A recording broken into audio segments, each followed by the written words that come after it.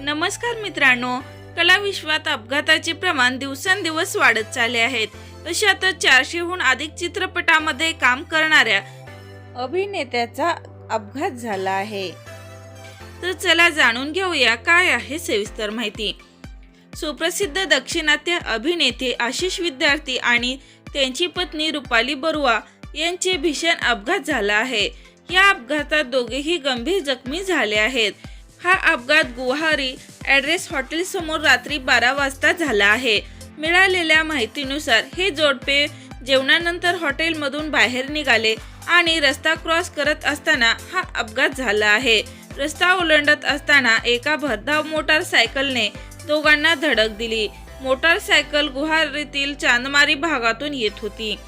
या अपघातात अभिनेता आणि त्यांची पत्नी दोघेही जखमी झाले आहेत. या दोघांना मेडिकल कॉलेज रुग्णालयात तात्काळ दाखल करण्यात आले आहे. आशिषने 400हून अधिक चित्रपटांमध्ये विविधांगी भूमिका साकारून प्रेक्षकांचे मनोरंजन केले आहे. त्यांना 11हून अधिक भाषांमधून अभिनय केला आहे.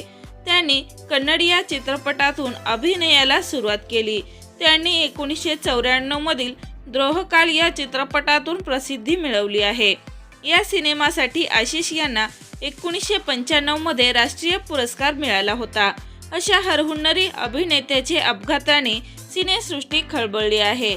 तर मित्रांनो, ईश्वराच्या कृपेने आशिष विद्यार्थी लवकरात लवकर बरे व्हावे हीच ईश्वरचरणी प्रार्थना करूया.